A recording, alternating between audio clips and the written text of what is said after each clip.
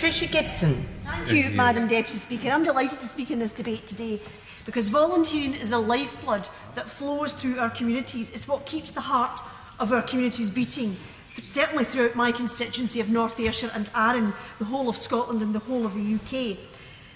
My constituency, I think, is particularly blessed with many charitable and voluntary groups and organisations, such as Beith Community Development Trust, promoting Kilwinning, Largs Community Garden, Café Solace in Kilbirnie and Ardrossan, run by Recovery and Work, the Scottish Centre for Personal Safety in Ardrossan, the Ayrshire Community Trust, North Ayrshire Cancer Care, the Ayrshire Community and Voluntary Service, CLASP in Stevenston, opportunities in retirement groups across North Ayrshire, the Ayrshire Hospice Volunteers, the North Ayrshire Food Banks, the RNLI Largs, and of course the committee, which keeps the heart of Whitlees beating by running the Whitlees Community Centre in Ardrossan. And of course, all of those who work in our towns to provide gala days, such as the Saltcoats Sea Queen and so many other events, in fact, far too many to mention, all providing a whole range of services throughout the community for our young people and not so young people. We can be proud that 27% of adults in Scotland, over 1.2 million people, have volunteered formally through an organisation or group in the last year, and this figure has remained relatively stable for the past 9 years.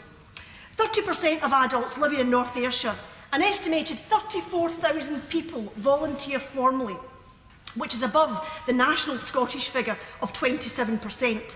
In recent years, it's estimated that volunteers living in North Ayrshire contributed 4.5 million hours of help and £62 million to the local economy. For the whole of Scotland, it's believed that that figure is £2 billion contributed to our economy. And the future looks bright because research looking at participation and attitudes among young people between the ages of 11 and 18 found that youth volunteering participation has grown to 52%, nearly double the adult figure of 27%. And volunteering, of course, as we've heard, can lead to enhanced job prospects as well, as new skills are learned and confidence grows in volunteers. The Scottish Council of Voluntary Organisations tells us that the third sector is made up of a whole variety of organisations, such as registered charities, housing organisations, sports and arts clubs, and so on. The list is very long. Fantastic and very important work is done by such organisations, such as delivering employability services, supporting people with health challenges, bringing people together through social activities, forming self-help and support groups, and of course improving our environment through conservation, heritage groups and regenerating our communities.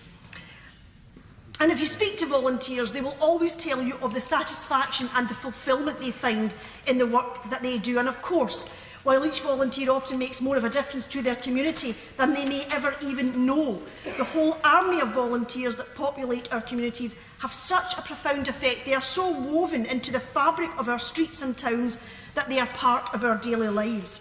And interestingly, the London School of Economics found that there is a clear relationship between volunteering and happiness. The more people volunteered, the happier they were, much more so than those who did not volunteer at all.